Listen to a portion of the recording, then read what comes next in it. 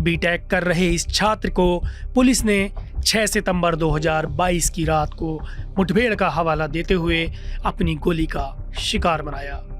सोमेश के पिता बताते हैं, उसके साथ बहुत ज़्यादा मारपीट की गई, टॉर्चर किया गया। उसके बाद उसको करंट भी लगाया गया कई बार। तो बेहोश भी हुआ, वो होश में आ जाता, फिर उसके साथ पिटाई करते।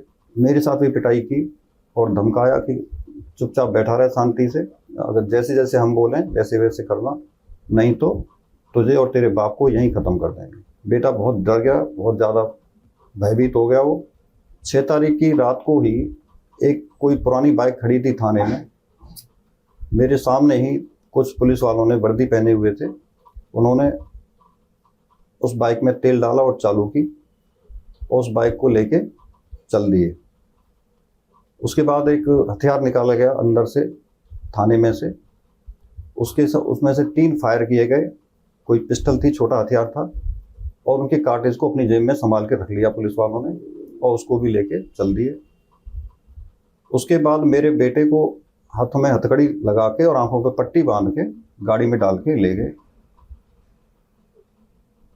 उसके बाद रात को खबर आ रही है, मैं कंट्रोल रूम में ही था, कि कोई मुठभेड़ हुई है, उस मुठभेड़ में मेरे बेटे को पकड़ा है।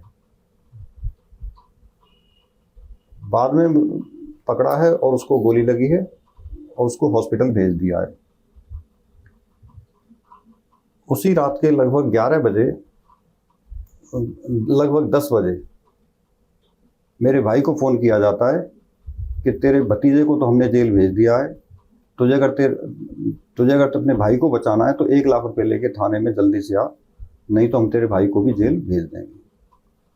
मेरा भाई बहुत डर जाता है और वो तुरंत 1 लाख रुपए लेके थाने आता है। थाने आके पुलिस वालों को देता है और तब मुझे वहाँ से रात के 11 बजे थाने से छोड़ा जाता है, लेकिन मेरा मोबाइल मुझे नहीं दिया जाता।